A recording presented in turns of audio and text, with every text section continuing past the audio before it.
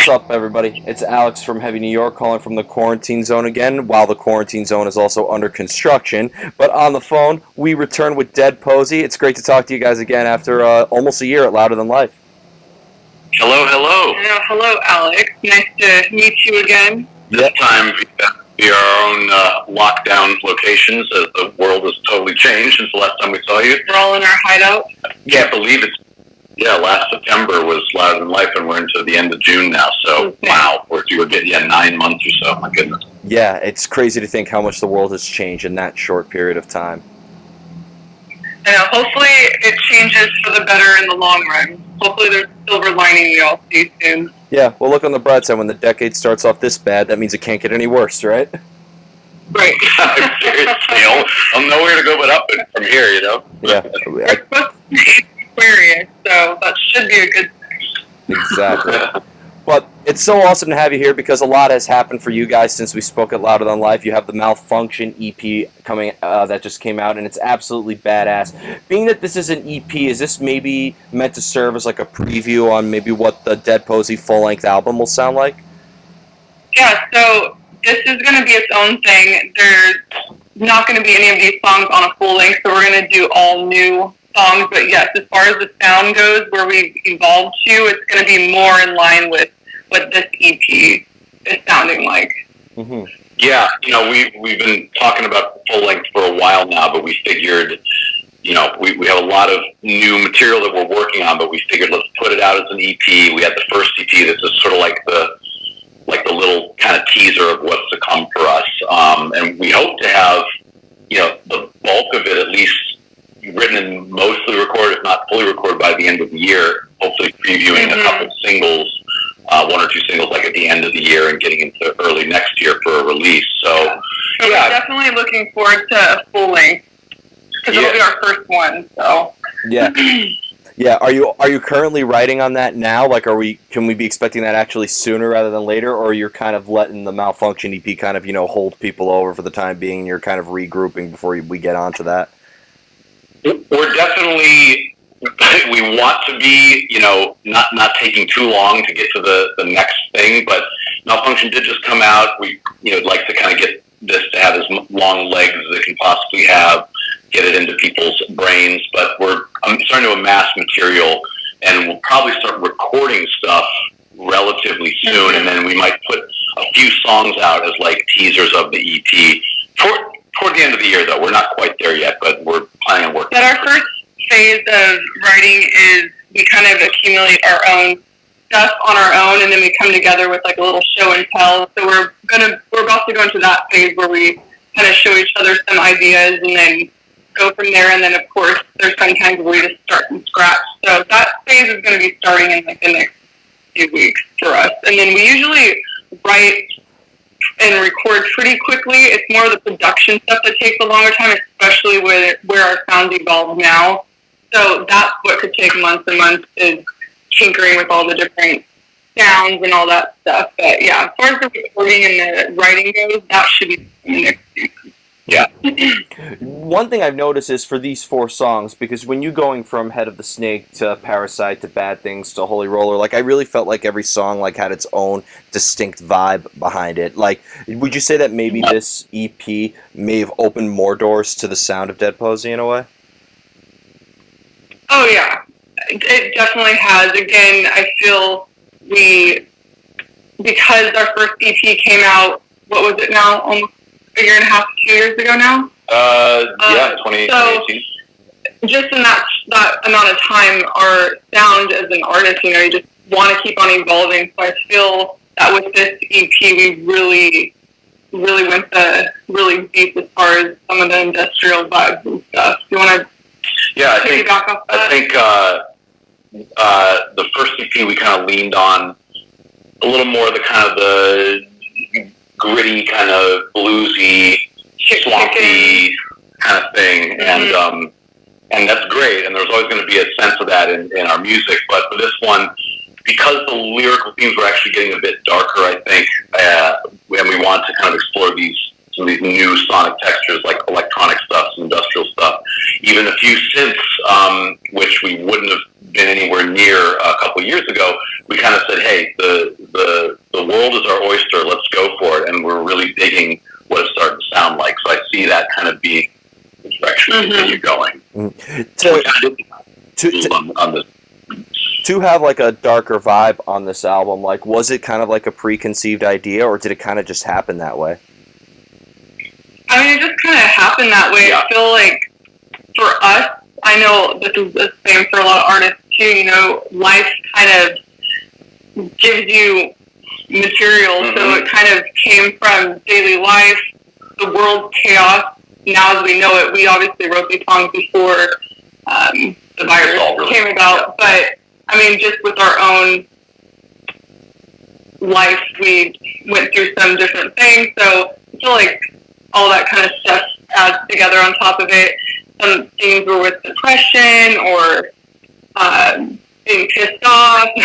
Yeah, like middle toward fall of last year, there was some kind of stuff in our lives where things weren't kind of happening quite the way we expected about a few things, and it kind of led to this kind of EP happening. And we really dug into the writing of it. So just being human.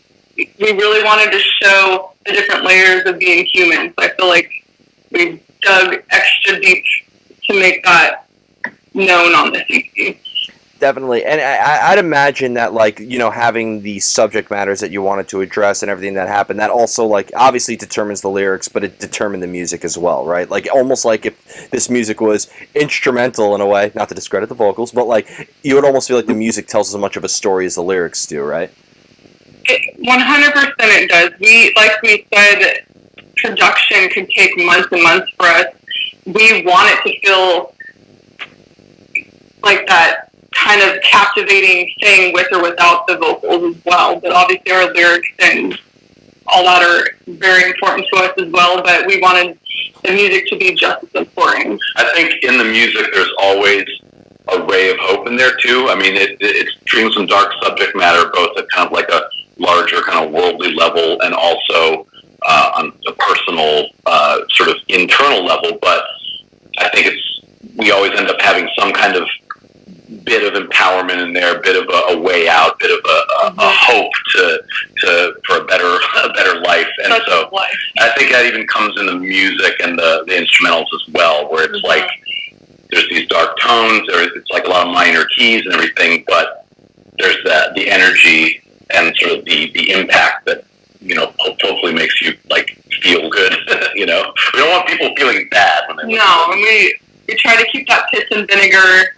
With bad things, we had some dark humor in there, so we try to get to all corners of what we're trying to say. Yeah, being that production does take a long time, and I have this discussion with every artist, because like there's times where they'll have like a song done in a couple hours, but like production makes it seem like an eternity until it's finished. Do you find that maybe like the longer you're working on something, the harder it is to kind of maintain that creative or an emotional spark in a way? Definitely. One song in particular, Holy Roller, ended up being the longest in terms of the production process, and we kind of like sort of started over with it and redid it and all this kind of stuff. It's actually my favorite, currently my favorite song on the EP, so I'm glad that we kept banging our head against the wall, but that was one where there were several times in the process where like, is this any good? And like, oh my God, should we not even put it out? And because the longer you take, you lose that initial spark. But then other songs, you try to, if you're lucky, you can keep that spark and just see it through to the very end. And that was a couple of the other ones too. So to answer your question, yes, you got to be careful about that. So sometimes you got to like dig all the way down and then you come out the other side. Yeah, I think I even joked with you about this back at Louder Than Life too. Aren't you always worried that you'll have a song that you'll leave out and then one day it'll be a B-side and just be the biggest hit you guys ever had? Maybe. I mean, I feel like so far we've put out everything we've wanted to. There's been a couple songs that actually several now that we didn't put out at all, that were finished. Yeah, and there's one specific one that we might do for the album. So far we haven't had that release, but if we did, of course, we would want to put it on the B-side. I think that if a B-side were to come out and be our biggest hit, we wouldn't be complaining. No. Fair enough. Fair enough. I mean, there's so many. Like, apparently, Slash hated "Sweet Child O' Mine" when it was done. So you never know, like, what song you may not favor. Yeah, I've definitely seen a lot of times people within bands dislike it, not thinking anything's going to happen with the song, or disliking it, or not wanting it on the album, and that tends to be the one that people react to for whatever reason. So we're wary of that, but try to think about too much. Yeah, I think it's also the novelty thing where people just like to be the standout in a way, and just kind of be like, "Oh yeah, my favorite song is that bonus track that you never released that I stole off of the internet." Like. I think social media has made everybody a contrarian these days. Everyone likes to be like, "Oh yeah, that's what everyone says." Well, I say this. I'm going to say the total opposite. Because as human, you want to be original and be your unique individual. So it's human nature, I think, to do that. Cut your own kind of path. Yeah. Yeah. I love talking to people being like, back in my day, if we wanted the bonus track, we needed to use LimeWire. And now you kids these days just get just stream the bonus track on Spotify. Poses. I was around in the days before LimeWire even existed. I remember bonus tracks had to come out on a rarities CD or an import or something like that that you find in the record store. Napster. Even before that, even before Napster and LimeWire. Yeah. Napster's before my time. But when it comes to the creative energy that you guys portray in this album, does inspiration for the music come out of the blue, or do you almost kind of need to put yourself in a certain frame of mind in order for the creative energy to flow through? For me, definitely have to be in the right frame of mind. If I'm not, it's kind of difficult to. So I'm definitely one of those people that have to be in the right headspace and the right mood, the right vibe. Most of the time when I have any lyric ideas, when we're doing our separate thing before we come together to write stuff, it'll just be rambling of whatever state of mind I'm feeling in. So yeah, I think more it depends on the mood I'm in. But usually when we come together in the studio for the first time when we're writing and recording stuff, it's usually we're excited because it's new and fresh. It's more when it gets into the production side of things where we can start being fuck and want to strangle each other sometimes, but then other times we're both on the same page and stoked. So it really depends on the day, the weather, the mood.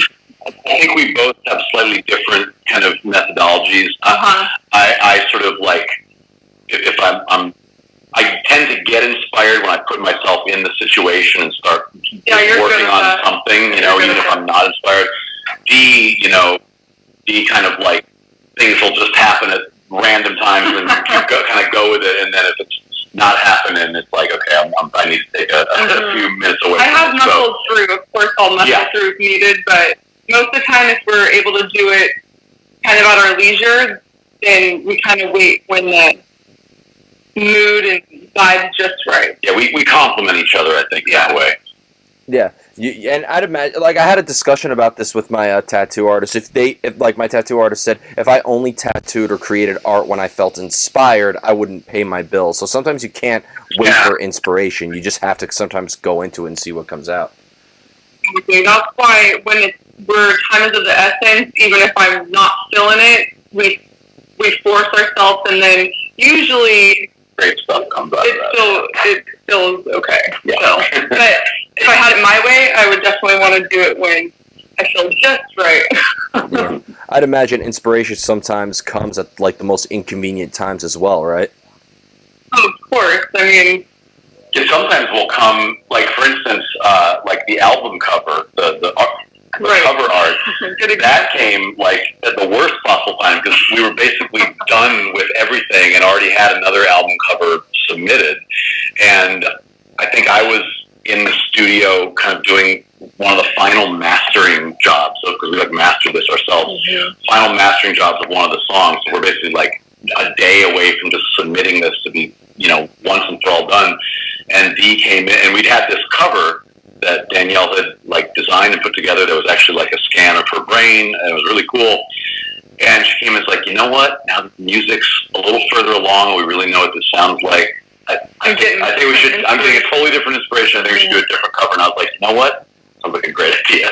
And she went away and kind of basically put the mock-up together, and so that would have been nice to have had that 2 months before, but sometimes you just gotta ride with it. You led me into like one question that like I had to ask, because one thing that I actually loved about this when I got the album was actually the artwork from it. Because you're never supposed to judge a book by its cover, or in this case an album by its cover, but I feel like the visual aspects of the artwork really goes along with the music. Like, I can't picture one without the other now. Do you guys think of these visual elements as you're creating the music as well, or does like the visual representation of who you guys are doesn't really come until after you already have had music made? It happens definitely in the middle, and when we're first starting, like, I'll start feeling different imagery of video ideas that I want us to create with the music. And then for this cover, we obviously got a different inspiration after all the music was a full package. So yeah, it comes at all different times, but the visual aspect of Dead Posey is definitely is just as important as the music, because we want it to feel like a world as soon as you come listen to our music, see any of our imagery. We want you to feel like you're in another world. Dee definitely leads the way with the visual side of things. I think when we're even first writing a song, you'll start putting like a Pinterest board together, different visual things that it's ideas that it's giving you. Yeah, we're talking about music videos very early in the process of every track, So. My Pinterest boards are pretty demented looking. They're not cute Pinterest boards at all. Yeah, it seems like Dead Posey is not really just like a band. And like when I was talking to you guys the first time I've heard of you guys is when Louder Than Life was announced, and like I was like looking you guys up and everything, and like, wow, it's not just about the music. I almost feel like you guys have like an entire aesthetic that really affects all five senses pretty much for Dead Posey. Yeah, that's great. I mean, it just kind of happened naturally too for us. One of our inspirations is David Lynch, and I love his backstory because he started off, I believe, just doing still images, and then he wanted to make them start moving, and then that's how he even got into film. So I feel like as an artist, that kind of happens sometimes. You just kind of get inspired and then see something more evolved than where you're at. So for us, it was like the music came first, and then it was like, we got inspired to make the images around us, our aesthetic, kind of emulate what our music's doing. I think bands today too, the more multimedia you are, the better. Like you have a better chance of really connecting with an audience. It's a world of a lot of media and content just flowing into everyone's ears and eyes all the time. So if you can kind of cover different bases and you can do it a little more in-house, which, with technology these days allows, then I think, you're in a good spot. And we have Photoshop and Final Cut, so that's also helped us. Because with our videos, too, we also did little videos that were for Spotify for I think it's Canvas. Yeah, when you play a song on Spotify, there's like a little 15-second looping video. So we did a day of shooting different ideas for that specifically, just to evoke that vibe of each song as well. And then also our Parasite video, we did all that ourselves too. So yeah, we're definitely very hands-on with every aspect. It's fun. Yeah, and that's what I think is really awesome. And sometimes, like, bands or artists, like, and I'm not going to mention names obviously, but like portray a character a little too hard or make it too much about the visual element to the point where the music in itself is kind of lost in it and just becomes kind of secondary. I think you guys have a great formula to make everything stand out but also work very well together. Thank you, Alex. Yeah, for us, as Danielle said, the music does come first, and I mean, we're kind of old school that way. Like, it all comes down to the songs. It all comes down to your sound and the record. That kind of leads everything behind it. We don't like to do it the other way around. I do see more of that happening these days sometimes. Yeah, because of social media and YouTube, which makes sense. It's important, but for us, we've seen the value of what just a song can do, so it's always going to be first for us. Yeah, and sometimes like you see a lot of artists trying to one up each other in the image to the point where like you don't even it's not even about the music anymore. So Yeah, that's no fun for us. Yeah, I don't think we could do that even if we wanted to, because the music's so important to us first and foremost. of course. So before we go, I want to thank you guys so much for your time. It's always great to talk to you. Just obviously thanks to the virus that shall not be named, at least on this show. Yeah, we try not to say it too much. I'm not giving it promotion. I do want to know who was the publicist for this virus, though, because they did a great job. Let us know. No, We do. Is there just anything with Dead Posey you would like to promote? Obviously, when all this is over, I know that we'll be seeing you guys live quite a bit, right? Oh, yeah. Yeah, I mean, I think it goes without saying that it feels very weird, and I'm sure I'm speaking for most musicians, to not be able to play, to not be able to tour around a new release. That was definitely on the agenda for months before the whole thing happened. We had stuff that was booked that got canceled, and so, we're at the second we can do it and people can come safely and the audience can feel safe coming to shows again, we're going to be all over it. That was a bummer, because we had a South by books. We had like 5 different shows there. Download Festival and then UK. Download 2 weeks ago. So we're definitely pretty heartbroken as far as having to cancel that stuff. So hopefully 2021, some touring and festivals can come back, because us gypsies are missing being on the road. We're the touring we've done is living room to kitchen to studio to Taking a drive, maybe a drive or a walk in the neighborhood. That's as close as we come to touring. Wow. Hope the promoters were at least nice. I will say we might be doing some more kind of like maybe like a YouTube performance of stuff. We actually did a live stream last night for another for a thing on Twitch with Spin Magazine, and that was kind of a really fun thing. We'd never done anything like that, and that was the closest we can get to playing for people. So we may do more things like that. We're kind of going to look at options, but we hope to be able to play for people online if we can't in person. Awesome. Yeah, we miss the fans, because that energy between fans is so important, and so it's hard when you can't do that right now. Absolutely, absolutely. And watching you guys at Louder Than Life last year, I mean, I was. I'll just say it now. I was late for one of my interviews because I was into your set. But like, the live show that you guys played was phenomenal, and I know that fans are eager to see you guys on the road again. Trust me.